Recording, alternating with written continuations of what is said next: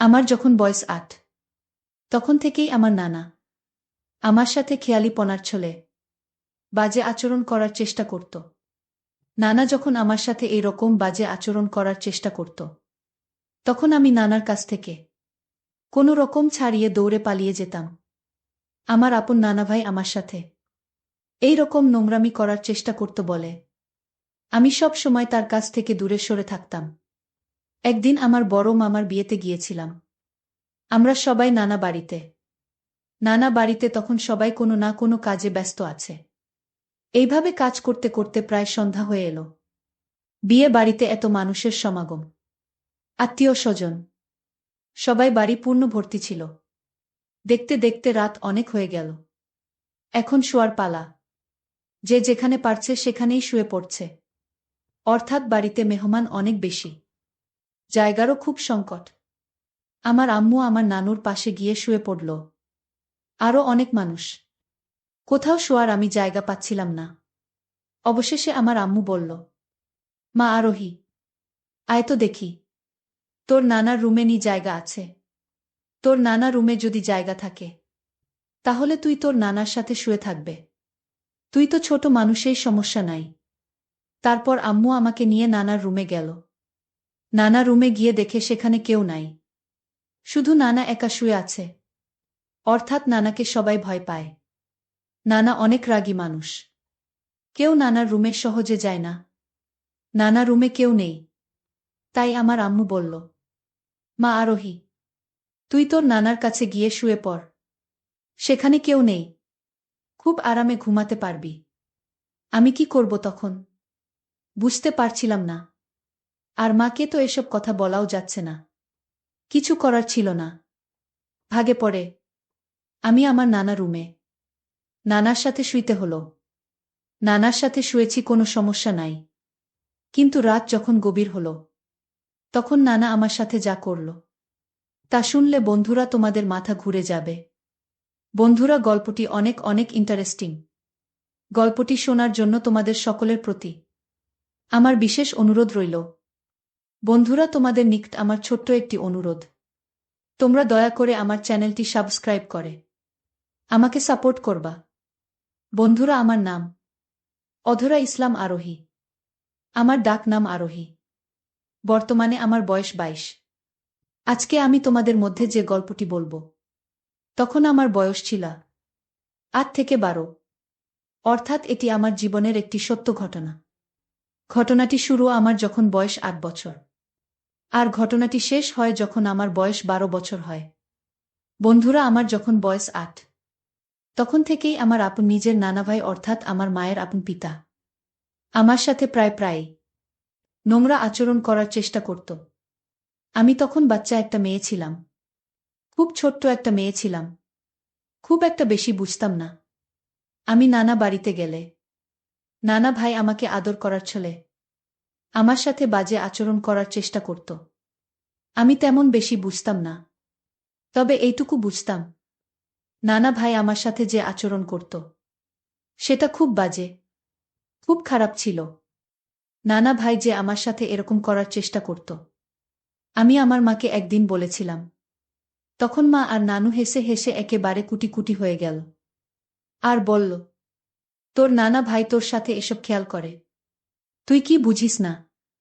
তুই ব্যাককল নাকি? মায়ের কাছে এসব বললেও কোনো কিছু হয় না, কারণ মা তার বাবাকে খুব সম্মান করে। আর বাবা এইরকম কাজ করবে তা মা কোনোদিন কল্পনাও করে নাই। একদিন নানা ভাই আমাদের বাড়িতে আসলো বেড়াতে। নানু ভাই এসেই আমাকে খোঁজাখুঁজি শুরু করল। আমার আম্মুকে বলতে শুরু করল, মা জুই, আরোহী কোথায়? আরোহীকে তো দেখছি না। অনেক ভালোবাসি আরোহীকে, কারণ আমি তোদের বাড়িতে আসি শুধুমাত্র আরোহীর জন্য।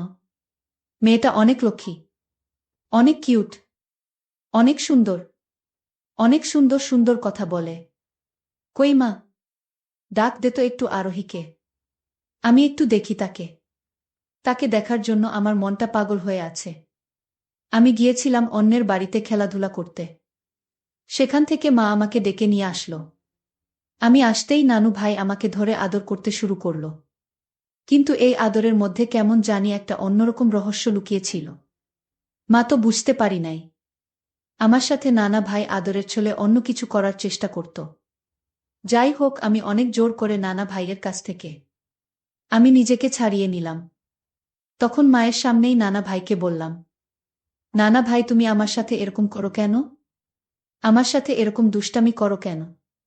আমার এরকম ধরনের দুষ্টুমি ভালো লাগে না।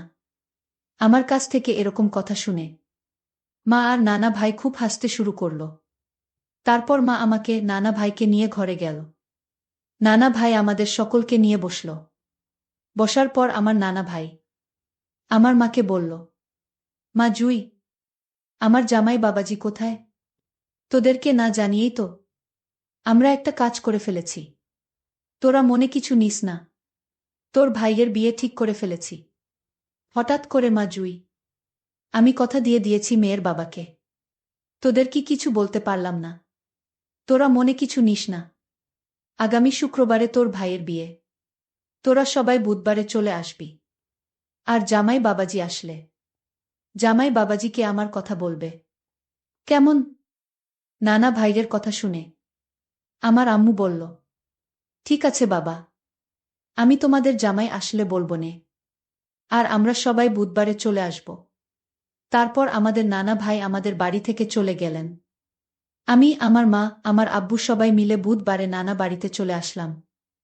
অনেকদিন পর নানা বাড়িতে যাচ্ছি। মনের মধ্যে খুব আনন্দ লাগছে।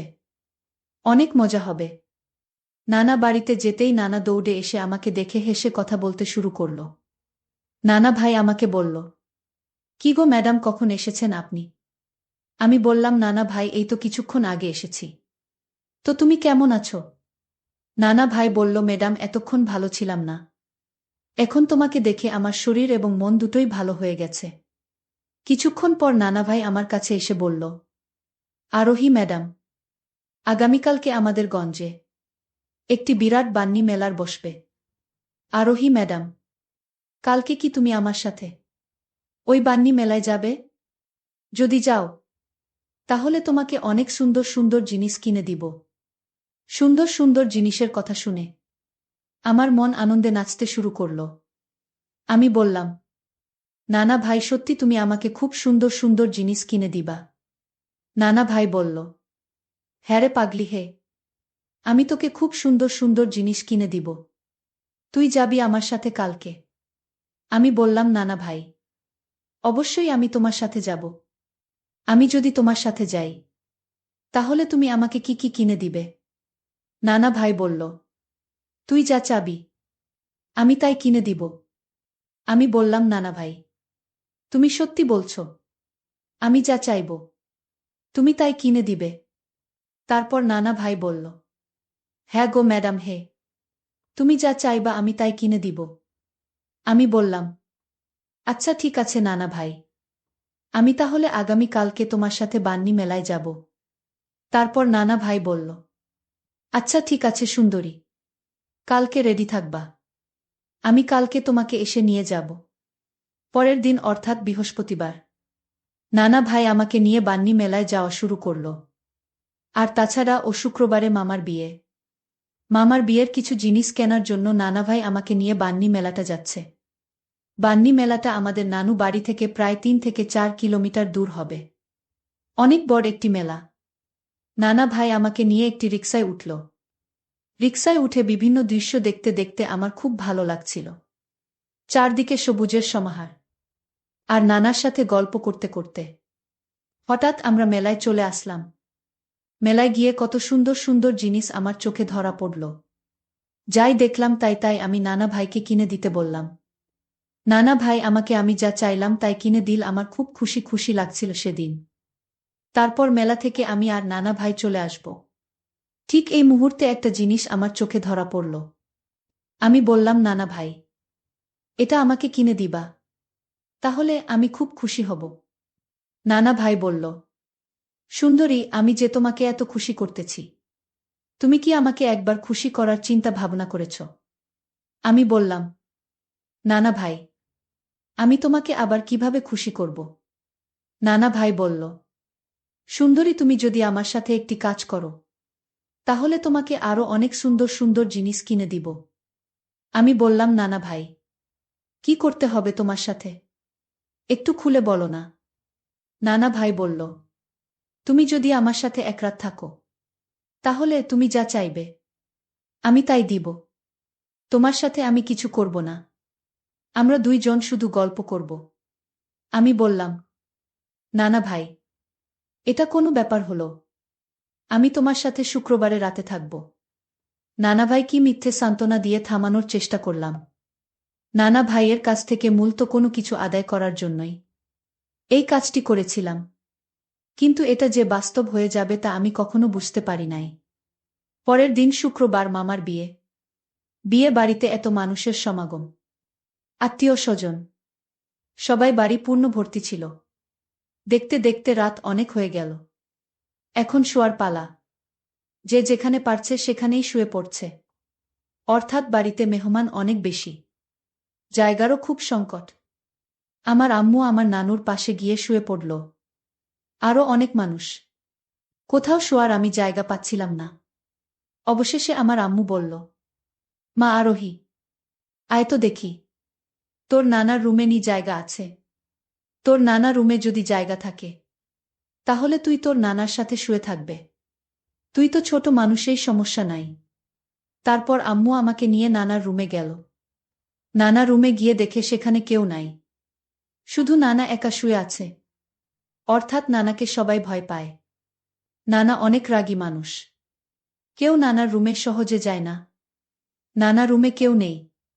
তাই আমার আম্মু বলল, মা আরোহী, তুই তোর নানার কাছে গিয়ে শুয়ে পড়। সেখানে কেউ নেই, খুব আরামে ঘুমাতে পারবি।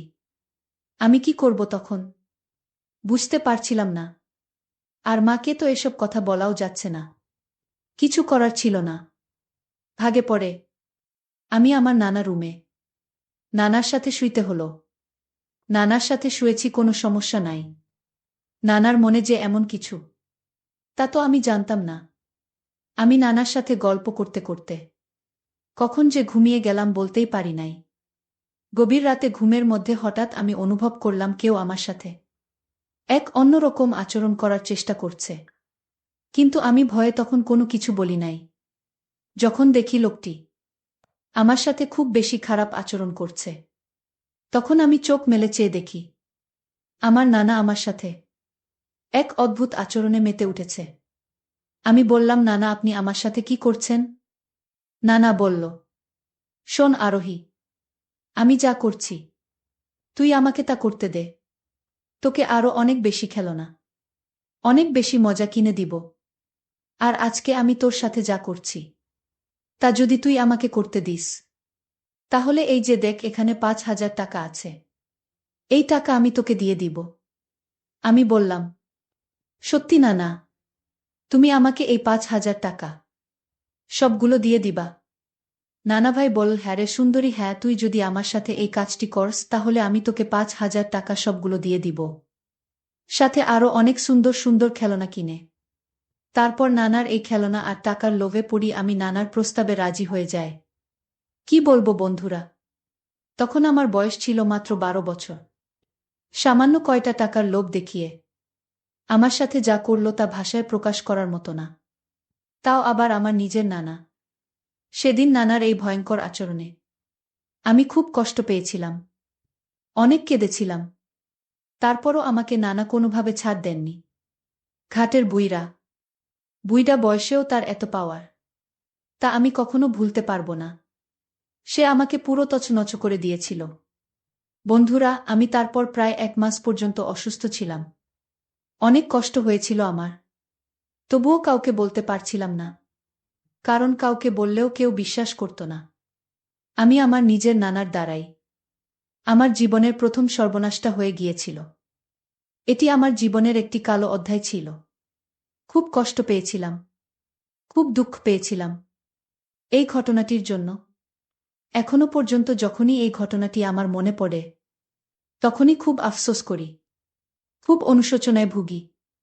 বন্ধুরা, পরিশেষে আমি তোমাদেরকে বলবো, তোমাদের জীবনেও বা তোমাদের ছেলে মেয়েদের ক্ষেত্রেও এরকম ধরনের ঘটনা ঘটতে পারে। কারণ বিশ্বস্ত লোক দ্বারাই ক্ষতিগ্রস্তের সম্ভাবনাটা বেশি হয়ে থাকে। এটাই পৃথিবীর চিরচারিত নিয়ম।